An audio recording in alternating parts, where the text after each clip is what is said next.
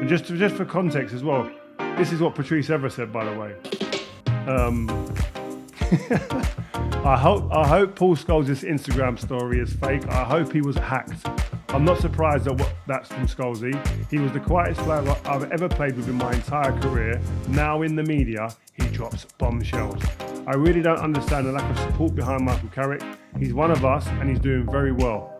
There's been negative analysis from Scholesy, but also from Roy Keane and Gary Neville.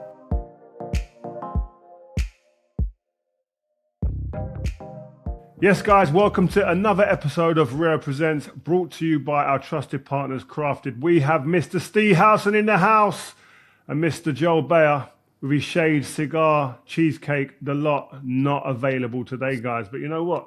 I'm sure he's left us something. I know he's left us a little something to kind of, just to nudge at us, just to poke the bear a little bit. I mean, Ste. But man, you know what? It's been a mad week, man. I mean, my old teammates, Patrice Evra, going at Scholes after he went allegedly at Michael Carrick. Max Dowman, man, getting the opportunity and doing his thing. And Arsenal. There's a lot of questions about Arsenal. Not from me, I must add, not from myself, but there's a lot of people asking questions like, should their title, if they win it, have an asterisk alongside it? I don't necessarily agree with that, but I know there's another person on here that might have some comments about that. But it's been a good week, man. How you doing, Steve? How's Dubai been this week? Do you know what? It's crazy. I've probably had more lunches and dinners as a family with other families than I probably ever have in my life consistently. You know what I mean? Over the last probably 4 or 5 days, we've been at friends' houses, sharing food, talking about the situation, the conflict in this region. But I must say, man, that the information that we're getting and being kept up to speed with things by the government here and the leaders here has been phenomenal. I think, you know, when you see sometimes there's situations happen in all around the world, sometimes leadership, you look at it and you go, well, where are they? What are the leaders here are in the mall. Yeah, to be fair, I'm questioning our own leadership at the moment, like, you know. I don't want to get political. I don't want to get into it. It's not a political show, but I understand what you're saying. But yeah, I mean, listen, and there was loads of things put out in the media the other day. Rio's scared for his life and he's in the basement. I mean, his missus won't come out. Load of rubbish, chatting rubbish. It's been. I went to the cafe the other day, bumped into Iniesta. Do you know what I mean? Just sitting there having a mad random link up. But we had a little link up, had a little bit of coffee together. Is that the closest you've ever got to him? Exactly, and I think the first time I've actually got to look in your eyes because he's always just been a blur. Do you know what I mean? But I was talking to Scholesy because he said to me, "Listen, make sure you tell Scholesy I love him. I love this player." But I messaged Scholesy about it, and Scholesy was like, I said to Scholesy, I wasn't sure if I was whether to hug him or to strangle him. Do you know what I mean? After what they'd done to us, and Scholesy said, "No, you leave that man alone." So the respect between two top tier midfielders is obviously they're alive and kicking. But yeah, that's how it's been going, man. It was good. Been a decent week. They could have literally interchanged, I reckon. Different way of controlling a game, but I reckon if one could have gone and done what the other did, but they'd have both looked brilliant in the other's shirt. Yeah, one thing I do realise when I travel the world and I'm seeing a lot of these players that were played against over the years, Scholes is probably the most consistent name that comes up from all those players, as to say, like, what's Scholes like? How was he? Like, really curious about what he was like and was he really that good? And to see Iniesta's eyes light up the way they did talking about Paul Scholes was like really telling. And is the answer unbelievable player, but Christ, a miserable pundit? No, that did come up as well. Did he talk a lot? It was the quietest teammate. I mean, what's his name? Patrice Evra had a bit to say about it this week with Scholes. Just to give you a bit of context, guys, if you're not up to speed with this, Scholesy had done an Instagram post about after the Newcastle game. And this is what he said. He said, Michael has definitely got something special about him. United have been crap the last 4 games. Night. Everyone was saying, like, what's Scholesy doing? Is he drunk? Has he had a few too many to drink? To be honest, I actually texted him and said, like, what's going on? Like, and he was like, Scholesy's Scholesy. Scholesy don't mix his words. You know what I mean? Scholesy, listen, I said he's special. He's got something special. I mean, but we have been rubbish the last 4 games. And you know what? He actually isn't wrong. We have been rubbish the last 4 games in terms of like performance. Hasn't been top. I wouldn't say rubbish, but it hasn't been where you're going, oh my God, I'm going to pay to watch that again next week. No, it's been flat. It's been flat and it's not been good enough, and we've played poor. Yeah. But like, I think people are more like, Michael's definitely got something special because we've been crap. Like, it's that part. I think people go, what's going on there? Yeah, that's been the issue with people. I think they're going, well, I thought he was his teammate. I thought he'd support him a bit more. I thought, did he need to say that? And they're obviously the questions people are asking and saying, like, is there a little bit of beef between them? Listen, there's not beef between them two. They're two really placid guys. And Calm and Carras has the utmost respect for Scholesy and Scholesy the same. It's just that I think it was just interpreted differently to the way Paul Scholes meant it to come across. Scholesy just being honest and brutal. One thing I would say about Scholesy, he didn't say much in the change room, but when he did, it was normally a cutting comment. So I'm not surprised with how he is as a pundit right now. And just for context as well, this is what Patrice Evra said, by the way. I hope Paul Scholes' Instagram story is fake. I hope he was hacked. I'm not surprised that's from Scholesy. He was the quietest player I've ever played with in my entire career. Now in the media, he drops bombshells. I really don't understand the lack of support behind Michael Carrick. He's one of us and he's doing very well. There's been negative analysis from Scholesy, but also from Roy Keane and Gary Neville. I don't think people have ever watched our show if they think I'd lick your ass, because that's clearly not the case. But you're probably the only one that I see outside of, like, Owen Hargreaves is relatively neutral, I would say, to positive. But there's not really any positive United ex-player pundits out there. Roy Keane is not a United fan. He was our greatest ever captain, but he is not a United fan. And Gary Neville has gone so far who clearly is a United fan, has gone so far to be neutral that he's anti-United. Paul Scholes, I can imagine playing with Paul Scholes that all he does is drop little one-liners to you that make you crack up. Yeah.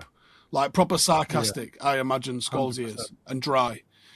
And he speaks like, the difference is Paul Scholes communicates like every single one of my mates or my dad, right? That's exactly how all of them communicate, right?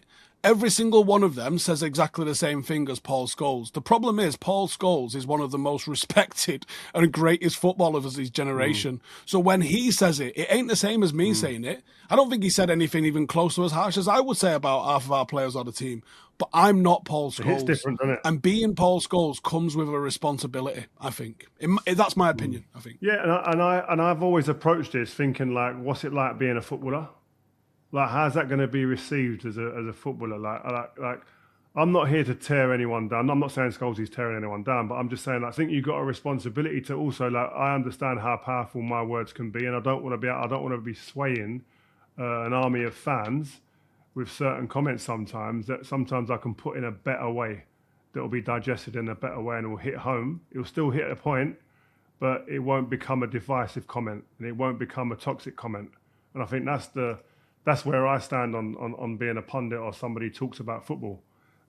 Listen, there comes times when you've got to say things and you have to say it, but I think a lot of the time it's the way things are positioned and said have a real kind of difference in the way that the comment does impact an individual, a team, a club. So, but we got no Joel, man. It feels different. I know you was ready to get into him, but you know what he's done? He's left us a clip. Let me just run the clip and just play the clip for us. Yes, boys. Everyone watching, Joel Bayer here. Hope you had a good weekend, FA Cup and that. Anyway, listen, everybody's telling me that if Arsenal win the Premier League title, there should be an asterisk next to it. Two things. First of all, we are going to win the Premier League. I've said it here first, yesterday. Secondly, it actually drives me wild, man, because when it's Arsenal, there always has to be something with it. Oh no, they've won it, and it's easy. Everybody else should be winning. It's like they don't want to give us credit, and it's easy for us saying it, people who are not playing in the actual league itself. But I spoke with Declan Rice regarding this, and he told me directly that it's actually the hardest, and it's hard because anyone can beat anyone. You know, I generally asked him because I said, "Is this true? All of this stuff where you feel like it's easy?" He goes, "No."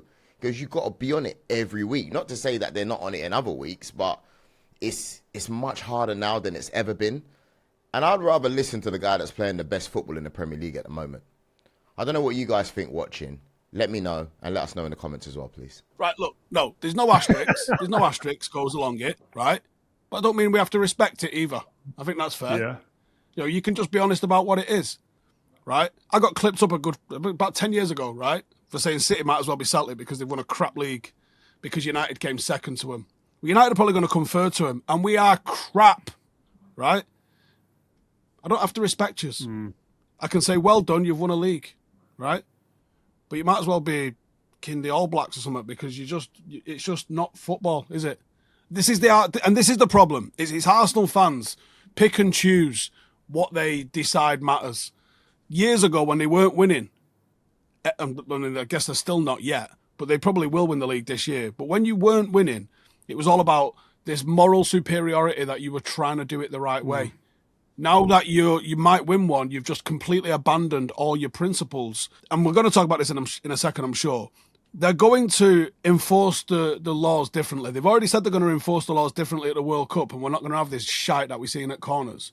You don't need to change the rules. You just have to enforce the rules. The rules already exist that if you stop, you hold, you grab, it's a penalty or a free kick.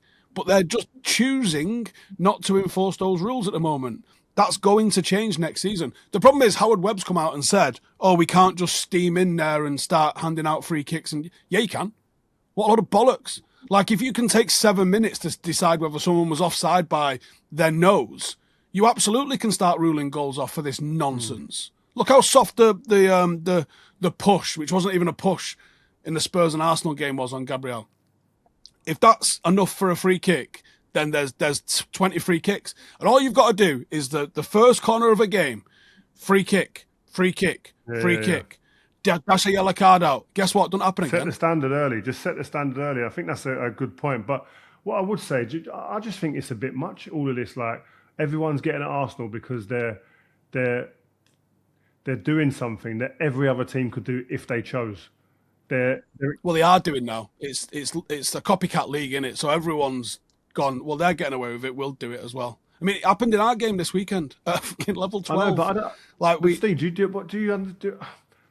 We played against teams. We went to Roma. We played in the Olympic Stadium in Rome against that a really good Roma team with Totti. Our team talk was more about their quick throw-ins than it was about Totti, who was their main player. They're really quick. When the ball went out of play, the ball boys, their job was to get the ball back to the player immediately so they could take quick throws. That was about it. We weren't moaning and saying that's not fair. That shouldn't be done. We should change the rules. It's like going Stoke and they've got towels around the edge of the pitch when there's a little bit a dew on the pitch or it's raining. No one was saying they're not allowed. They shouldn't be allowed. The rules have got to be changed. You just adapt and go, okay, right, Rio, you mark Crouchy. Vida, you're free. Just attack anything in and around it.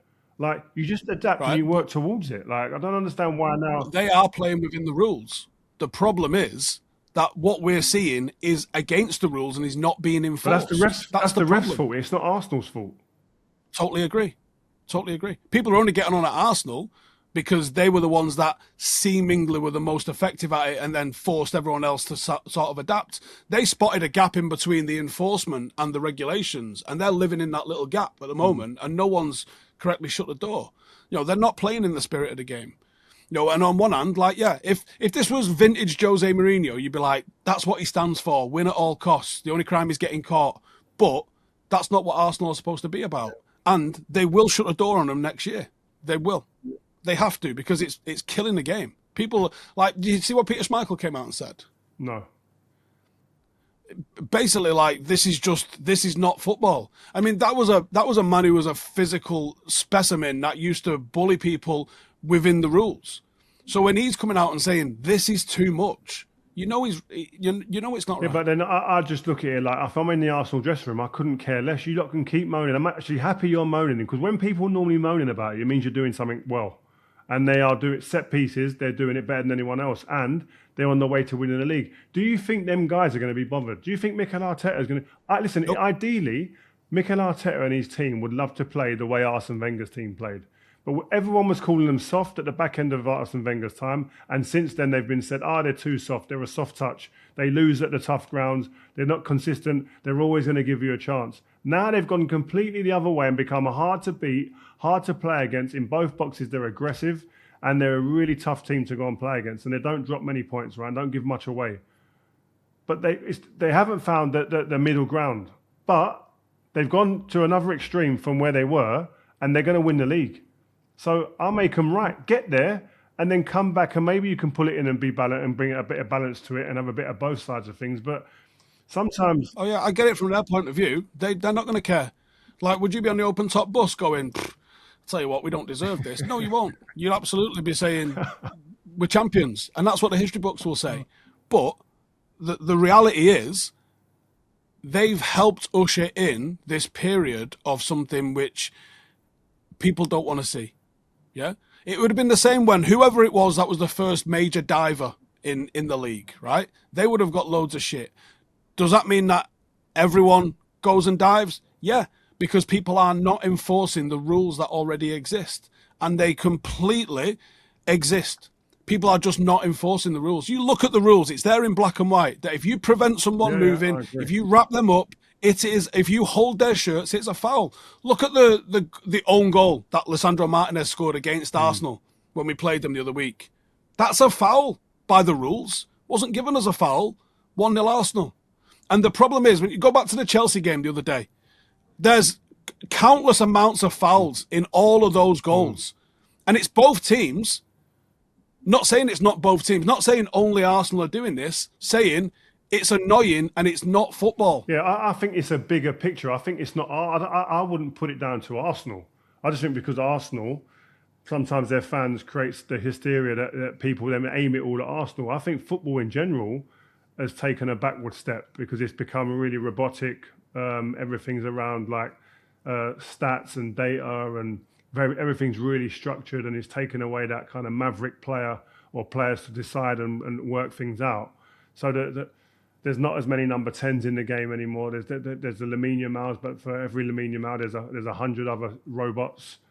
So it's different in that sense. But I just think that this Arsenal team, again, I think if you go around Europe and you talk to teams around and people that are in the game in Europe, they're talking about Arsenal and they're like, that's a hard team, solid team.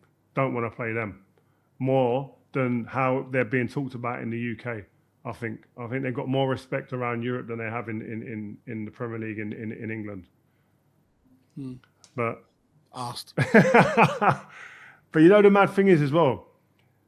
I've said this about Mikel Arteta. I want to see him play young players. He started Max Dowman. We spoke about some of the most talented young players we've got in this country, and two of them out of the four started for their first teams. Rio started for Liverpool. Max Dowman started for Arsenal, and Jesse Derry actually came on for Chelsea. Did you see any of their games? Yeah, Max Dowman's a joke, mate. It's interesting, isn't it? Because you can't help but try and project where they're going to be. Like, in 5 or 6 years' time, when he's only just going to be like 2021, which is bananas. But I don't actually know if you really do improve much from being a young player, or if you just get more consistent experience and more physical. Yeah. You know what it is? You can add elements to your game, but just from a physical standpoint, you're able to ride more tackles, you're more robust, you might gain a yard of pace even, the ability to have more stamina for games. But the experience is a big thing because you're seeing different looks in a first team. And the first time you see him, it's never going to be as good when you see him 10 times. When you see him 10 times and you're used to it, it's like, well, you can deal with things a lot better and quicker. So the story only gets brighter for these types of players, I think. Listen, Dowman got himself into some ridiculous parts of the pitch, had some good chances to score another day, probably gets 2 goals, but just the way he's able... But don't he play the football the right way, That's what I'm saying. It's the way that these boys are playing football, the way that they can just create a yard out of nowhere. They're replicating what we've seen them do in the youth system all the way up now to the first team. As academy players, I watched Rio when he was at Chelsea playing against one of my boys.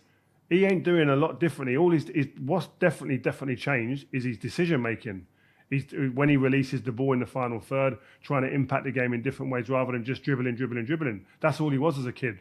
But you saw a star there somewhere, a rough diamond, and he just looks magic. Max Dowman, what he done in the game at the weekend, you could go and get countless clips of him doing that in the academy since he was like 10 years old probably. It's like, and he's just transferred that into the first team. That is the sign of the top players who can do that. And Jesse Derry, he'll be doing the same thing when he's given more time and more minutes. Was more of a mature role that he played in terms of like doing things a bit more simple. And sometimes the game doesn't throw opportunities at you to produce. And that's what I think is the sign of good young players. The ones that aren't trying to create the moments when the opportunity is not there, when they're desperate to really show what they can do and they're doing it at the wrong times.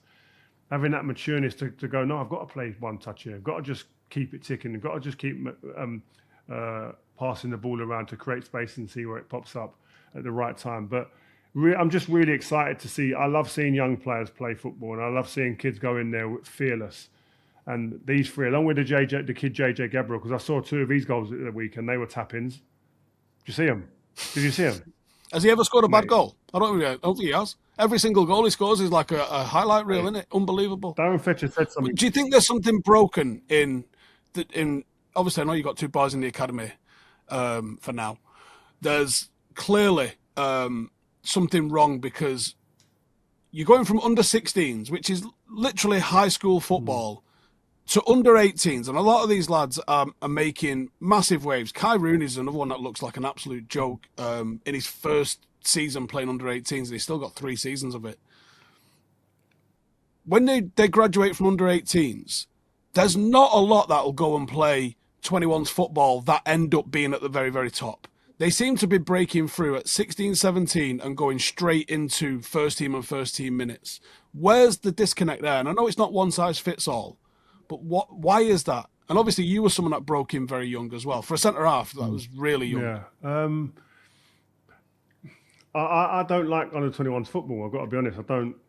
It feels testimonial vibes to me. It's the pace of it, the intensity doesn't replicate anything like the first teams, especially if you're going to go into the lower divisions, Championship and Div 1, Div 2. The intensity, the aggression, the type of football that's played is nothing like where a lot of those players are going to end up having to go before they make the step up.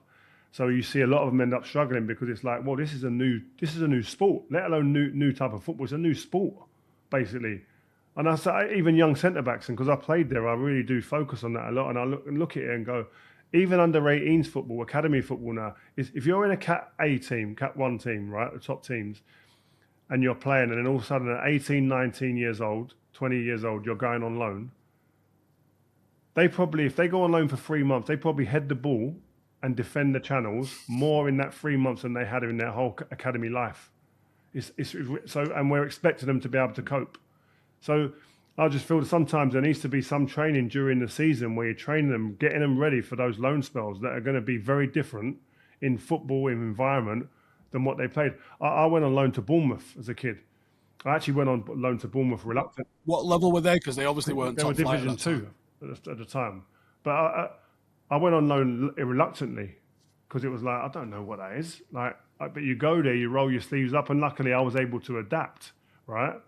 But not everyone can. And careers are lost in them moments because confidence is shattered, self-belief is shattered. And I think we're losing far too many players from that experience because they're not prepped enough in that learning phase of the under 18 team and the under 21s. Prep them, get them ready. And I think there's I think there's a more of a need to go. Because listen, like you say, not everyone's ready at that age to go and get in the first team at the club that they're at. They normally have to take a couple of steps down on loan or actually take a couple of steps down permanently to come back up again. Yeah. So get them ready. You think there's more in, like, step one for a lot of players is probably a bridge too far, I think. National League is a bloody hard level, I think. But step 2, step 3, step 4, I think there's some incredible talent. I mean, look at Macclesfield. Look at the players that are playing at Macclesfield at the moment and the bits they're doing. I think going playing at that level at 17, 18, 19 is a unbelievable opportunity if you're playing to then move back up into Championship, Premier League level football. I mean, what would you do if you... So, obviously without touching on your own boys' journeys, but if you was, say, at a Premier League club and you was an academy director or a director of football, and I said to you, I need you to be developing players more consistently because it almost feels like lottery whether someone makes it or not. If I said to you, I need you to develop more so we can have more first-team players coming through the academy, are you looking at non-league as an opportunity, or are you thinking something more in-house? 100% looking at non-league, because I want them to be able to be robust and play different types of football, combat different types of approaches from other teams as well. Like you play. Is that what academy lacks? Yeah, because is everyone just playing the same brand of football? But also, like most of these kids, their first opportunity in the first team, where is it? When is it? If you play 20 minutes in the cup maybe. Against who normally? Yeah, it'd be a lower league team. Who play how? Pick a colour. Yeah, they're putting the ball in the box. They're putting the ball down the pipe. Can you head it? Can you clear it? Can you get second balls? It goes a bit old school like that. But we're not prepped for that. On the ball, it's a different story. We're going to play. The rotations, all this stuff. Yeah, we understand that. But as a young kid, half the time you've got to get through off the ball stuff first before you even get any chance to have any merit with the ball. And so it's being able to deal with those different things. And I was lucky. I had in training people like Ian Dowie and John Artson. They would ragdoll me for ages, for a good year or so, even more. I was getting thrown about. I was probably 20 kg lighter than them. They wouldn't like me to hear that, but it was a fact. 20 kg lighter, and physically I couldn't deal with them. So you've got to work out ways in which you can do that. Lenny Euro's doing a bit of that learning on the job now, isn't he? And Lenny Euro's a unique case. Like you said, young centre-backs. How many young centre-backs have come through at Manchester United and played consistently for the first team? Man United in the last 10, 20 years. Man United, Chelsea, Man City, Arsenal. Go on. You got to go on. Who have they brought through? I'm saying, and Liverpool, the top teams. What centre-backs have come through in those clubs and played centre-back? The last one at Liverpool... Was Joe Gomez an academy player? No, he comes from Charlton. The last one at Liverpool was Jamie Carragher, I would say. The last one, who played consistently, last one at Chelsea was John Terry. Man United, probably Wes Brown, but then he didn't end up playing consistently. Johnny Evans didn't end up playing consistently. No, they both went on loan, didn't they, to get matches? Then Man City, they still haven't brought through a centre-back who plays in the first team consistently. Like, this is an area of the pitch where I think it needs definite precision coaching, precision planning for these young players to be ready to play in the first team. What's the biggest, as a centre-half coming through, and probably with a bit of an eye on Lenny Euro, clearly got the technical ability, the strength and the reading of the game. Is that just something that just takes time and games to get to? Yeah, strength and reading the game, they're the amount of minutes you get on the pitch, right? The reading of the game. You see these situations, they're in all parts of the pitch, there are certain situations for players in those positions that are consistently being thrown at you, that you see the same picture a lot of the time. There's variations, but then you see it very similar, right? Things like if the ball's wide, you've got to have a certain body shape to be able to see ball and man, right? If the ball's getting thrown into a forward's feet, how are you going to combat that? But I think with young centre-backs, it's like sometimes they get overzealous. I spoke about this last week. Lenny Euro right now is trying to fight too many fights in a game when physically he's not starting at the same place. They're all much more physically developed. Most of the players he's playing against as number nines especially are stronger than him. So then you've got to pick your battles. Pick your duel. Which one are you actually going to have? If you've got a 60-40 in your favour, then you go all in. When you're a 50-50 or you're 60-40 the other way, if you're not one of those who's physically dominant, like Lenny Euro right now, you pick your punches, right? If he goes back where that ball came from, he lays it off and he goes to spin, but I've got a yard on him, you've done your job. But these are just coaching points, I think. And I think Johnny Evans being there as a coach, Jonathan Woodgate being there as a coach, I think these are the little details. I think I'm hoping and I feel they will be helping someone like Lenny Euro. But I think this goes across the board at all clubs. Because I know Man City are struggling. Man City are struggling. They've struggled to find young centre-backs. They've had the best young centre-backs in the country year on year, from under 14s all the way through to under 18s. But none of these boys get in the first team and produce. So there's a reason why that is. They've got to get to the bottom of it. When does the talk come in? Was you couldn't have been, you didn't break into the first team and talk, surely? No, it's experience. I only started talking, you'll find this funny, I only started talking with conviction and real belief and all the time. I became a nuisance to my teammates at the 2002 World Cup. Right. I remember Nicky Butt turning around in a game and said to me, I think it was against Argentina, he turned around and went, Rio, fucking shut up! I'm trying to play the game. But me shouting at him, shouting at Danny Mills, shouting at Sol Campbell, shouting at Butty in front, etc., meant I was in the game concentration-wise. And some of the stuff I was shouting was rubbish, maybe. But it was back. It was small and quick and sharp bits of information that was helping them move in positions to help me and help the team. How important do you think it is? I personally think it's massive, especially from a centre-half. Talking. Mate, it needs to be put into the vocabulary of a coach, I think, from like young as 12 years old. Like, it should be, when you're talking about your first touch or your set or a pass through the lines, communication should be a part of that conversation all the time. Like, but drilled. You get, tell him he's got a man on and all that. No, there's more than that. Tell him to press. Tell him 5 yards. Give me 5. Get up 5 yards. Come to your left now. Stop a ball in that passing lane. Like, there's loads of stuff talking that makes your teammates' job easier, makes your job easier, you're running less, but as a whole, your team function better. Hugely important. All right, let's wrap it on this. Aston Villa weekend. Chance for Carrick to bounce back. He's had, 12 days or something like that, or something to work with him. Yeah, it's a tough game because Villa have got weapons, but I think we're probably better against the teams that have got weapons. Are going to come out against us and come at us. So there'll be spaces, there'll be gaps, and I think we'll be able to exploit them. And it could become a shootout this game. It could become a shootout. I don't envisage it being a 0-0, but I'd like to think that there's been a lot of time on a training ground. There's a lot of work being done, and then we'll see the benefits in the game. Fingers crossed. Yeah, I'd just like us to see Martinez and De Ligt fit together for one game, me. I think that both of them have looked incredible at different parts of the season, but they've not played together. Yeah, early on, De Ligt played really well, didn't he? He was consistent, probably the best defender we had in the early part of the season. Yeah, by far. No, I'm looking forward to And then Martinez come in and shown us what we're missing with the ball and even some of his defending. And then we've not had either of them. I mean, Harry Maguire's not looked bad, to be fair to him. He's looked pretty good. But I think there's another level in if you had a fit and match fit De Ligt and Martinez. I think that's an unbelievable base to build from. And it just creates competition. Competition's good. You need it. You need that. So yeah, man, I'm looking forward to it. I can't wait. So popcorn will be out, mate. A few chocolate biscuits. Bob's your uncle. All right, listen, good to see you, man. Stay in touch on the WhatsApp group. Let me know what you're thinking, what you're seeing. You're going to the game? Yeah, I'll be there someday. Yeah, let us know what you're thinking during the game. It's good. I always like to see your where you're seeing it from. You see behind the goal at Stretford End, didn't you?